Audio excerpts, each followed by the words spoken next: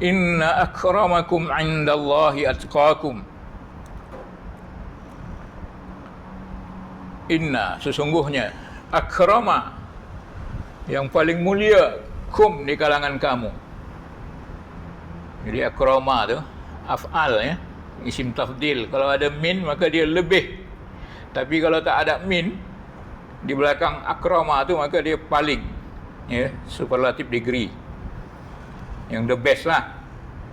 Akramakum, yang paling mulia di kalangan kamu di sisi Allah adalah atqakum. Atqa itu takwa. Jadi yang paling takwa atqa, yang paling takwa di kalangan kamu. Innallaha alimun khabir.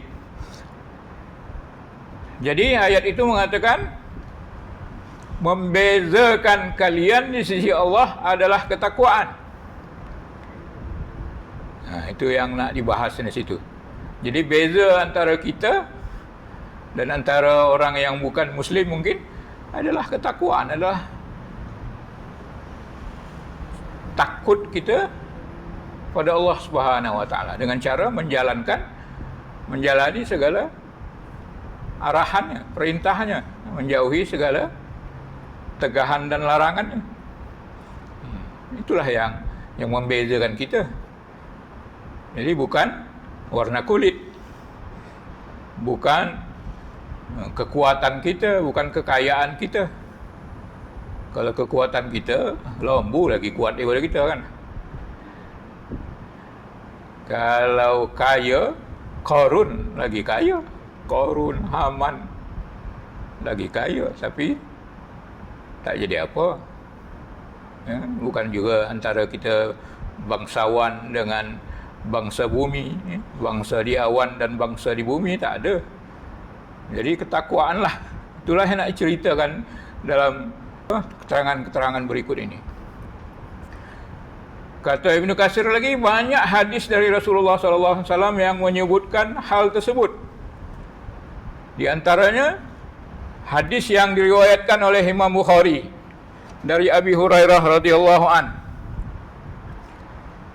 Rasulullah pernah ditanya oleh sahabat-sahabat, "Ya Rasulullah, siapakah manusia yang paling mulia?" Maka Rasulullah jawablah isi daripada ayat ni, akramuhum indallah atqahum. Nah, yang paling mulia di kalangan mereka adalah yang paling takwa di kalangan mereka.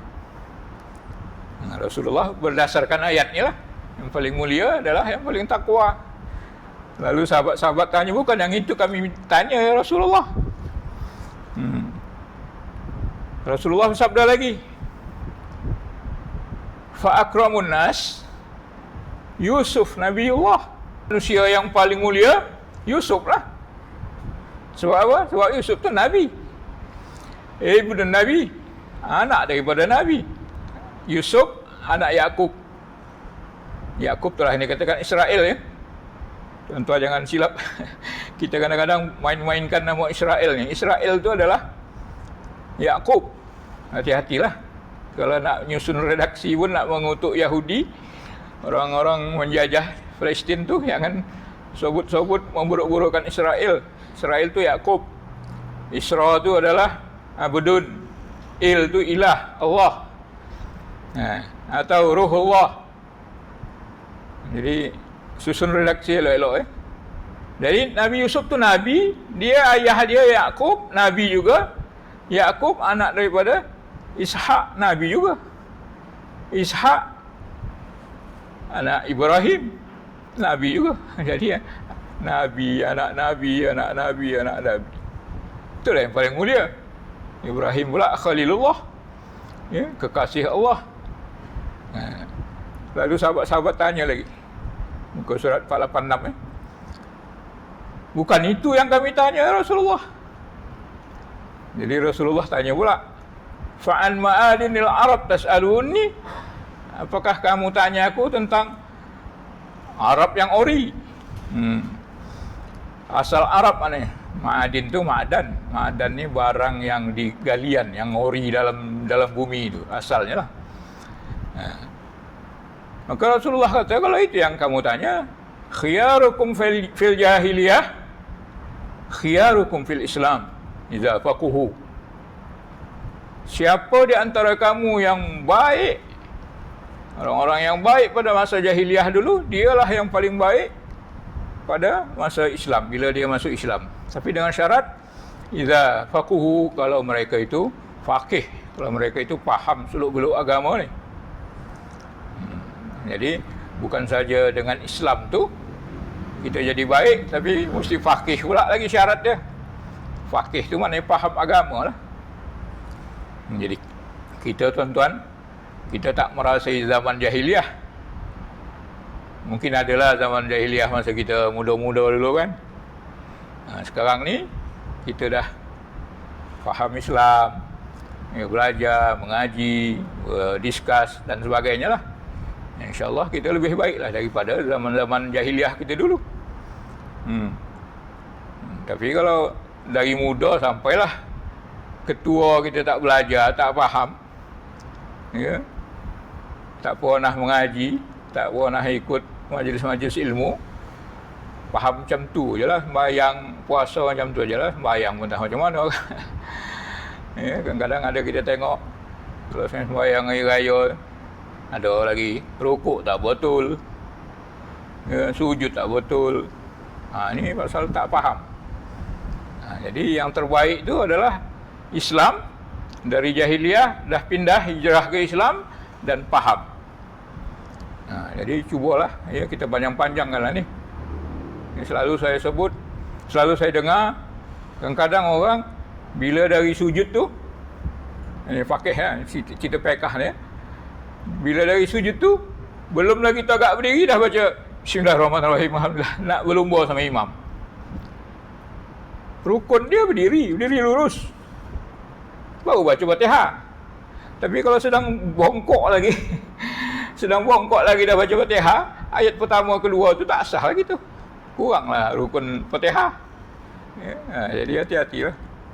Kalau yang lain-lain takbir apa tu, sami Allahu liman hamidah, tak apalah, itu sunat-sunat belaka, tapi rukun. Ya. Kemudian rukuk, selalu saya perhatikan lagi, setengah orang rukuk tu tak rata. Yalah, cukuplah asal sampai tangan ke lutut tu okeylah dah tu. Tapi fakihnya lagi, kalau nak fiqh tu betul-betul, dia pegang tangan tu, tekan lutut, ratakan belakang. Sujud pun macam tu. Okeylah, asal cicah dahi sama hidung tu okeylah. Tapi musim PKP ni, hati-hati jugalah. Kadang-kadang kita tak puasan, hidung kita tak cicah ke lantai. Ya. Jadi perhatikanlah tu. Kemudian tangan dikembangkan ya, jangan yang rapat ke perut, kembangkan. Itulah hadis yang mengatakan bahawa Islam dan faqih itulah yang terbaik. Ya. Hadis lain ada riwayat muka surat 486 tu. Riwayat Abu Hurairah radhiyallahu anhu kata Rasulullah sallallahu alaihi wasallam bersabda, riwayat Muslim 2564, riwayat Ibnu Majah 1987. Dari Abi Hurairah radhiyallahu anhu qala Rasulullah sallallahu alaihi wasallam, innallaha la yanzuru ila suwarikum wa amwalikum walakin yanzuru ila qulubikum wa a'malikum. Sesungguhnya Allah tidak pandang kepada bentuk kamu, rupa bentuk tinggi ke, rendah ke, besar ke, kecil ke, lawa ke, huduh ke, tak kira. Itu bukan ukuran baik di sisi Allah Subhanahu wa taala. Ya, baik di sisi Allah taala tu bukan dari segi material, bukan dari segi zahir, penampilan, tidak. Ya, memanglah kata orang, siyabukum yukrimukum qabla julusikum. Pakaian kamu tu, ini istilah Arab lah ni ya, pakaian kamu tu memuliakan kamu sebelum kamu duduk. Jadi penampilan perlu jugalah. Ya, sebelum kita duduk, sebelum kita menyampaikan ilmu, penampilan perlu dijaga. Ya, Tuan Imam, Ustaz-Ustaz, janganlah selekeh je pula kan. Ya, jaga penampilan. Ya. Tapi wa ulumukum yukrimukum ba'da julusikum. Ilmu kamu, kepahaman kamu akan memuliakan kamu bila kamu dah duduk. Jadi bila kita dah duduk, dah jadi imam, dah jadi apa lagi, nak mengajar ke, di sana ilmu berperan penting. Kita individu-individu, sebelum kita sembahyang, pastikan kita faham betul-betul sembahyang. Barulah kita tu mulia. Ya, tapi kalau sekadar fokus pada pakaian sahaja, tak jadi. Ni Allah kata, Rasul sallallahu alaihi wasallam kata, la yanzuru ila suwarikum. Allah tak tengok pada pakaian kamu, bentuk rupa kamu sama sekali. Wa amwalikum, dan tak tengok pada kamu harta kamu tu, kaya kau miskin ke.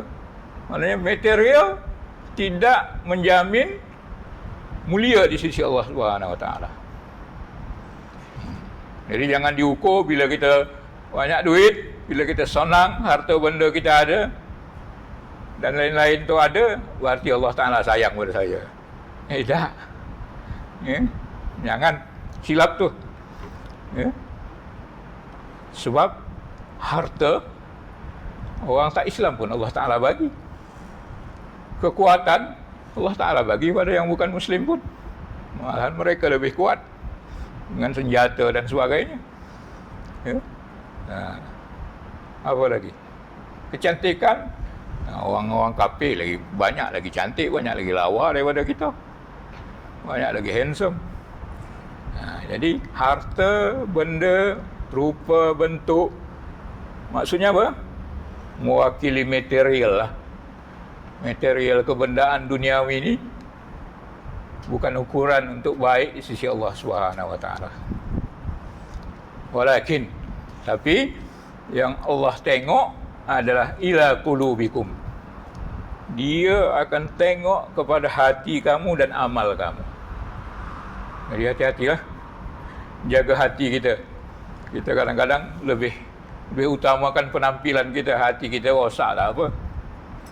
Ya, kita, badan kita, zahir kita, badan kita kalau sakit kita pergi hospital, laju pergi. Apalagi musim PKP ni kan, tak boleh demam sikit. Memang takut aja. Takut kena COVID. Tapi hati yang mati, hati yang sakit dah lama pula tu, kita tak risau. Silaplah, sebab hati itu adalah tempat tinjauan, tempat yang dinilai oleh Allah Subhanahu wa taala. Begitu juga amal kita. Jadi jagalah amal kita, perbaiki amal kita, jangan main belasah aja. Ya. Apalagi kadang-kadang sembahyang sunat kan. Dan sunat laju aja. Baca Fatihah tu elok. Ya, panjang pendek Al-Fatihah tu. Jangan main belasah aja. Bismillahirrahmanirrahim. Alhamdulillahirrahmanirrahim. Macam mana kita nak nilai Fatihah macam tu? Ya. Jadi hati-hati kulub, hati-hati kita, jiwa kita mesti bersih. Jangan riak, jangan sombong dan sebagainya. Sebab itu adalah tempat yang Allah nilai. Wa amalikum, dan amal-amal kamu. Ya. Sama-sama lah kita beringat ni tuan-tuan ya. Dengan hadis ni kita saling introspeksi diri, perbaiki diri kita masing-masing. Mudah-mudahan Allah Ta'ala boleh beri hidayah kepada kita. Berusaha lah. Kemudian Ibnu Katsir ada kata, Ibnu Abi Hatim meriwayatkan dari Ibnu Umar radhiyallahu anhuma. Dia berkata Rasul sallallahu alaihi wasallam pernah bertawaf. Wah, ini cerita panjang ni, kita pendekkan aja. Rasulullah pernah tawaf di kota Makkah waktu penaklukan kota Makkah, dan dia naik unta, dan Nabi sallallahu alaihi wasallam mengusap rukun. Ini perlu kita faham juga. Mengusap apa namanya? Rukun. Sama ada rukun Yamani atau rukun apa namanya? Hajarul Aswad kan. Kalau berkenderaan maka boleh pakai tongkat aja, tak payah turun lalu cium, tak payah. Ya. Boleh pakai tongkat aja. Tak boleh dekat dari jauh, cukup istilam macam tu. Jadi tak mesti mencium, sehingga kadang-kadang berabut-rabut Ada pula kadang-kadang ambil kesempatan, dia bawa kita cium Hajarul Aswad. 2-3 orang dia kawal kita. Lepas cium dia minta RM500. 500 rial. Jadi hati-hatilah ya. Nak pergi umrah ke, pergi haji ke, hati-hati dengan kutu-kutu apa ni. Kutu Hajarul Aswad ni. Ya, dia baik. Mari kita bawa. Ya, kita kawal. Dia kawal lah, dia siku lah orang kiri kanan dia. Padahal dia sunat je. Bukannya dapat cium Hajarul Aswad tu, dapat duit situ juga, atau muka tak handsome jadi handsome, tidak. Supa aja. Ya, itu namanya apa namanya? Jadikan batu. Kita bergantung harap, bergantung cantik dengan batu. Hati-hati, batu itu tidak memberi manfaat dan tidak memberi mudarat. Sebagaimana kata Umar, kalau aku tak tengok Rasulullah cium engkau wahai batu, aku tak akan cium kau. Sebab Umar akidah dia mantap. Sebab batu, apapun batunya selain Allah Subhanahu wa taala tidak memberi mudarat dan tidak memberi manfaat. Jadi kalau dah musim haji namanya, ramainya orang. Yalah, kalau dapat tak dapatlah. Tapi kalau tak dapat, kau sunat aja. Nak menyiku, nak berasak-rasak, apalagi kaum ibu paksakan juga hingga nak pingsan-pingsan. Ya, ada jemaah saya cium, dia kata dia dah macam pingsan, melayang aja jalan. Bayangkan tu.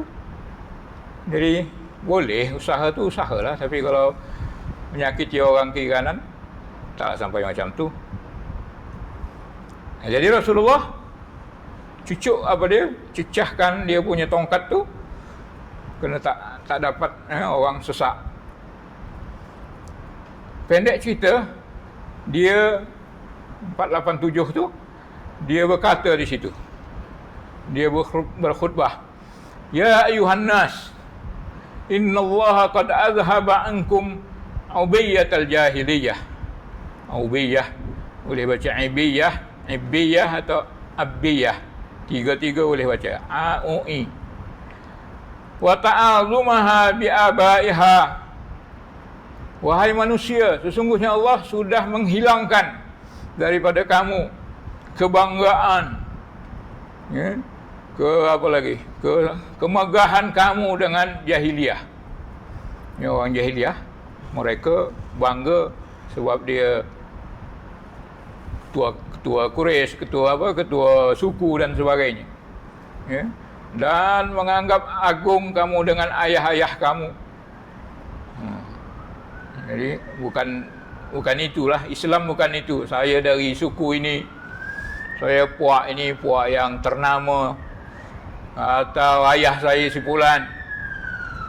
Dia itu tak laku semua. Allah sudah hilangkan itu semua. Maka Rasulullah katakan, fannasu rajulan.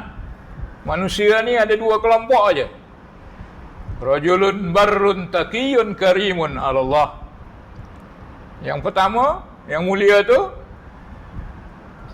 yang kelompok orang yang pertama adalah seorang yang barrun, berbuat baik, taqi, bertakwa, karim, mulia.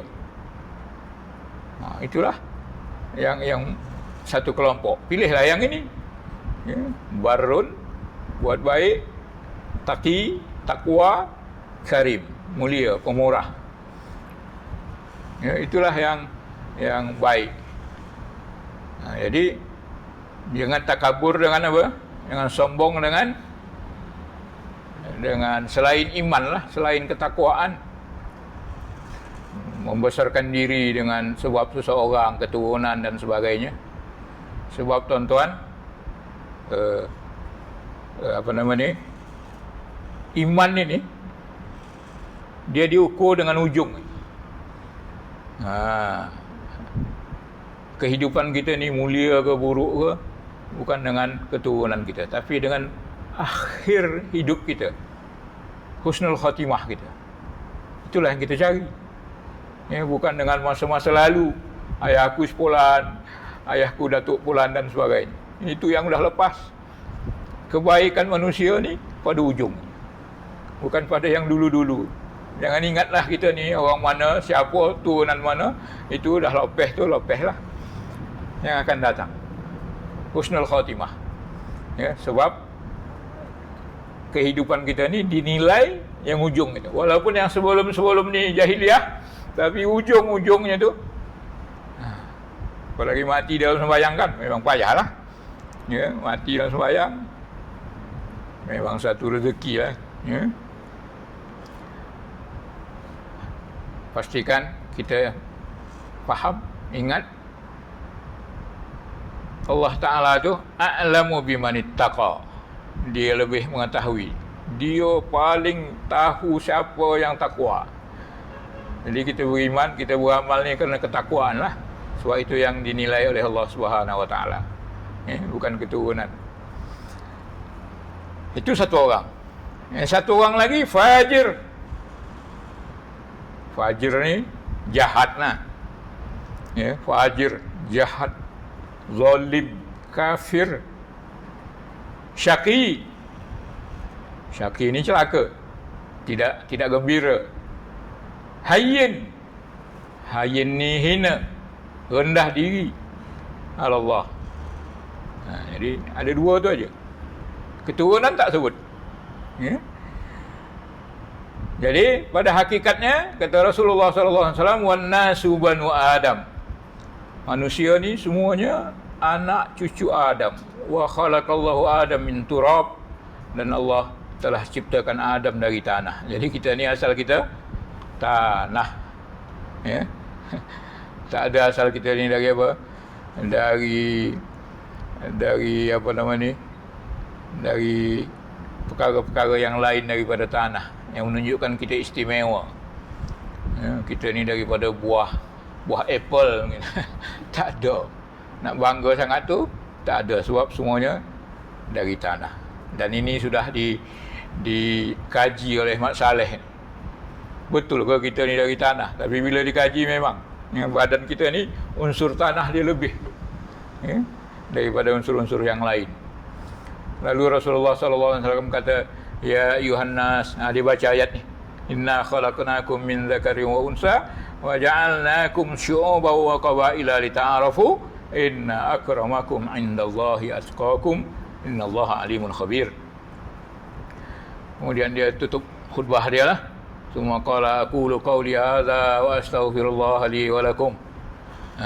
Kemudian daripada tu aku katalah perkataanku ini, wa astaghfirullah, dan aku minta ampun kepada Allah untuk aku dan untuk kamu. Ya.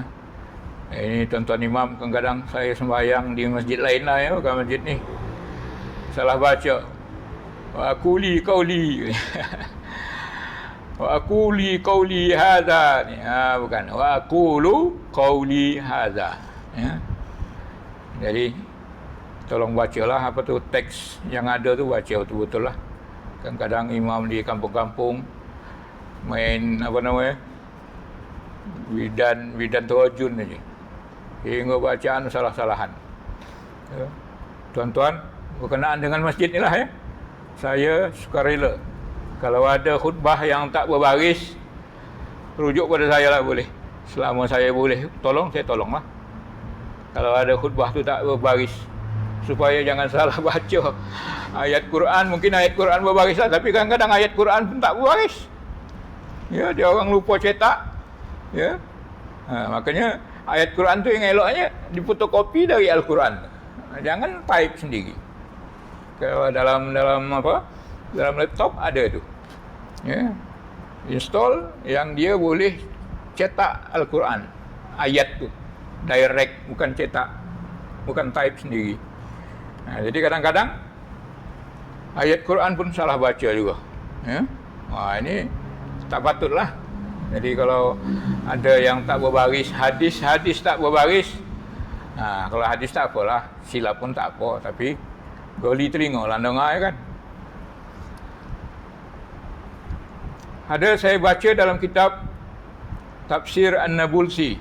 Saya selalu rujuk kitab ni sebab kitab tu baru, saya suka. Dia tafsir, tapi dia punya uraian dia agak up to date. Dia apa namanya, pragmatik, yang kita alami sendiri kadang-kadang. Jadi ayat ini tak cukup untuk memahami sahaja. Inna akramakum indallahi atqakum tu tak cukup nak dipahami saja, tapi mesti praktikal secara amaliahnya, secara amal kita praktik. Sama ada di rumah kita, hubungan kita sesama kita, pekerjaan kita, di pasar kita, perkahwinan pemuda-pemudi kita.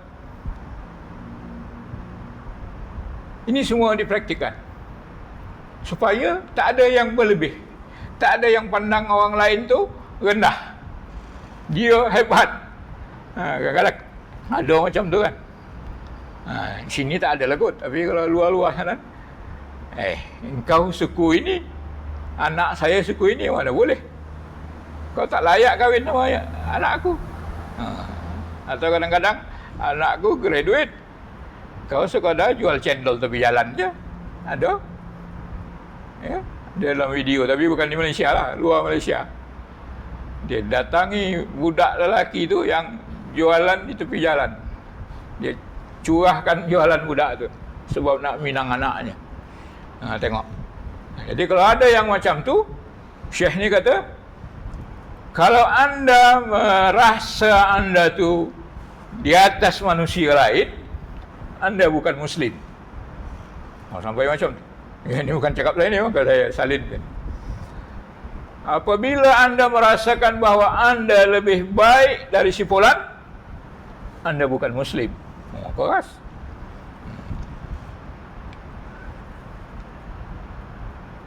Contoh, dia contohkan. Jika engkau merasa anak engkau adalah daripada keluarga yang atasan, mesti cukup, lengkap, ya, dengan kemewahan dan sebagainya. Tapi ada pekerja, ya, ada pekerja bawahan anda, ya, yang dia adalah pengganti ayahnya yang dah meninggal. Dia anak yatim, fakir, maka wajib anda, maka dia wajib bekerja dengan pekerjaan yang begitu keras, rajin, ya, nak dapatkan duit lah konon. Ayah dah tak ada, mak ada, adik ada, dia kerja kuat. Tapi sebagai orang bawahan kita, sebab dia orang miskin, ya, gaji dia rendah. Tapi bila saudara kita, walaupun mungkin kerja tu sama je, lebih kurang, malahan lebih kuat lagi yang miskin ni tadi, tapi kita bezakan. Maka anda adalah rasis. Dia kata sini.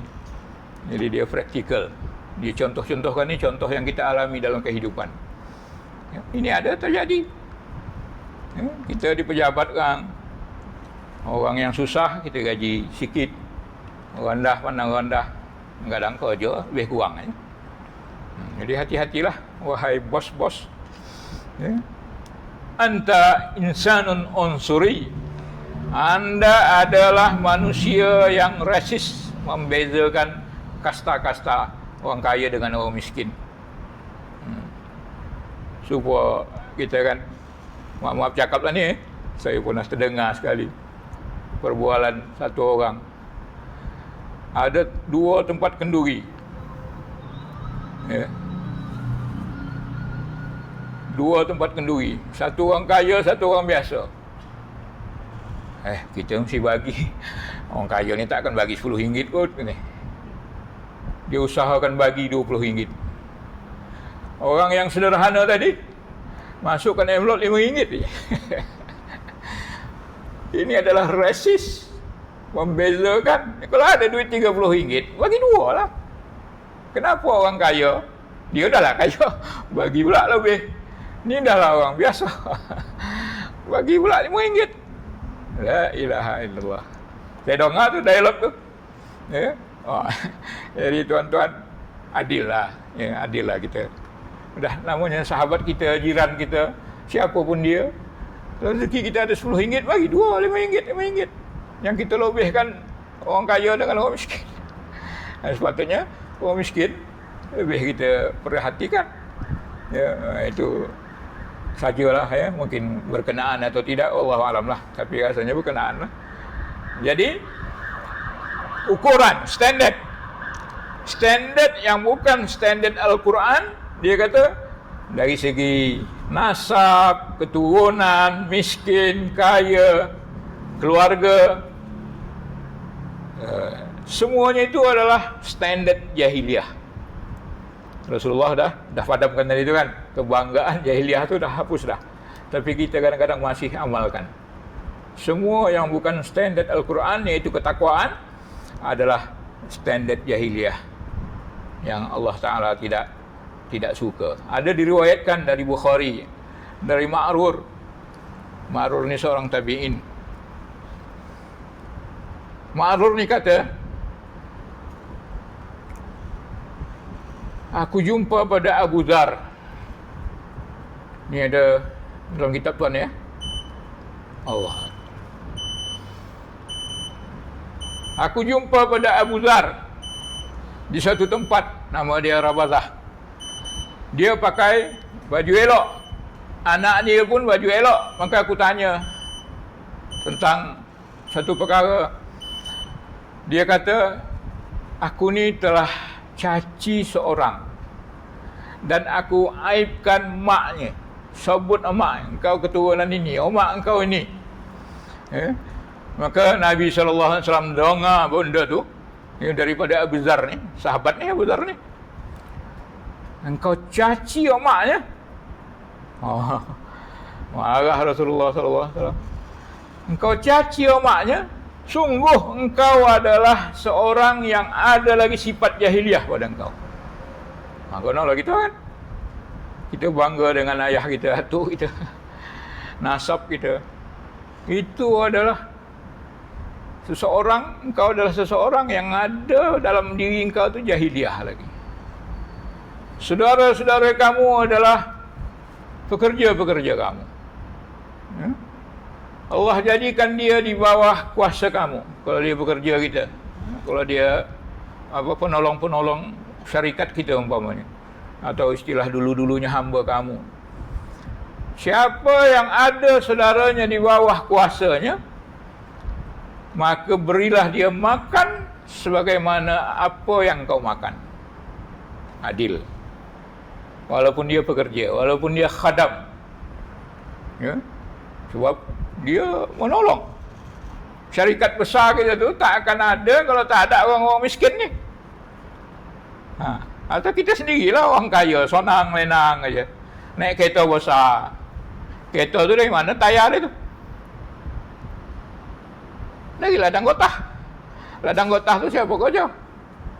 Peneroka. Nak bangga macam mana? Kita ni, hidup kita ni sebab orang ramai. Apalagi yang macam ni, ya, yang pekerja di bawah seliaan dia, dicaci omaknya. Jadi Rasulullah kata macam tu, siapa yang menguasai seseorang, jadi pekerjanya ke, jadi hambanya ke, maka hendaklah dia bagi kepada orang tu makan apa yang dia makan, pakaikan kepada dia apa yang dia pakai, dan jangan bebankan dia apa yang menyusahkan dia. Jangan bebankan dia. Kalau kamu bebankan juga kerja tu agak berat, tolong dia. Sampai macam tu tuan. Pesan Nabi SAW kepada kita supaya kita jangan jangan tinggi sewenang dari orang. Sebab kita sama. Walaupun dia seorang hamba, tak boleh caci, rendahkan dia dengan keturunan dan sebagainya. Tuan-tuan tahu Abu Dzar ni setelah mendengar Nabi SAW marah, dia tenyehkan muka dia ni, pipi dia ni ke tanah. Datang dia kepada lelaki yang dia hina tadi, engkau pijak pipi aku ni. Yang penting kau maafkan aku. Aku minta maaf betul-betul. Tadi aku tersilap, sekarang aku minta maaf, kau pijak pipi aku ni. Sampai macam tu tuan. Ya, dia menganggap kojon itu salah besar sehingga Rasulullah SAW marah. Jadi hati-hati tuan. Kita bukan menghina tu, mungkin tidak ya. Tapi rasa kita tu, memandang orang bawahan kita tu, mungkin aja ada. Macam tadilah. Ya, gaji tak cukup dan sebagainya. Pernah, sambung cerita sikit, pernah Umar radhiyallahu an sebagai khalifah. Cantiknya akhlak Islam. Ya, akhlak Islam tu Umar gambarkan sebagai khalifah pemimpin negara lah, gubernur lah paling kurang pun. Dia pergi ke Madinah menyambut Bilal. Bilal hamba hitam yang telah dimerdekakan, bekas hamba, ex hamba. Dia sambut kedatangan Bilal, khalifah sama bekas hamba hitam. Dalam hadis itu kata hitam, al-abdul aswad, hamba yang hitam. Tapi apa? Sayyiduna a'taqa sayyidana. Pemimpin kita, bos kita Abu Bakar telah memerdekakan pemimpin kita. Bilal dimerdekakan oleh Abu Bakar kan, ketika dia disiksa oleh orang-orang Quraisy kan, yang dia kata ahad, lalu Abu Bakar beli dan dia merdekakan. Umar kata apa? Bos kita, penghulu kita, pemimpin kita telah memerdekakan pemimpin kita. Dia iktiraf hamba yang hitam, Bilal ibn Rabah. Sampai macam tu kehidupan Islam. Jadi kalau bukan macam tu, masih ada kelebihan lagi. Anggap kita ni tinggi, walaupun tak tinggi mana kita ni, tinggi sewenang saja. Maka itu bukanlah akhlak Islam. Ya. Innallaha alimun khabir. Sesungguhnya Allah Ta'ala alim, maha mengetahui, khabir, maha kenal dalam terjemahan tuan tu 488. Ya. Kalau diteliti lagi, khabir ni tahu juga, sama-sama tahu makna dia, tapi khabir ni luar dalam. Ya, luar dalam, zahir batin, yang dalam jiwa segala itu, itu pengetahuan juga, tapi tingkat dia tingkat khabir. Jadi Allah Ta'ala tu maha mengetahui mana yang betul-betul berjalan dalam apa?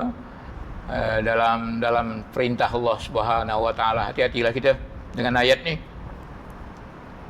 Perbuatan kita tu lurus kerana Allah Subhanahu Wa Ta'ala atau kerana riya, atau kerana taat, riya dan taat, atau kerana ikhlas, atau kerana kemunafikan. Ya? Ini perlu kita camkanlah ke diri kita supaya kita jangan ada double standard. Ya. Mudah-mudahan ayat yang sedikit ni dapat membantu kita untuk kita memperbaiki diri kita masing-masing lah. Hadza wabillahi taufiq wal hidayah. Sallallahu alaihi wasallam ala sayyidina Muhammad wa ala alihi washabihi ajmain. Terima kasih. Wassalamualaikum warahmatullahi wabarakatuh.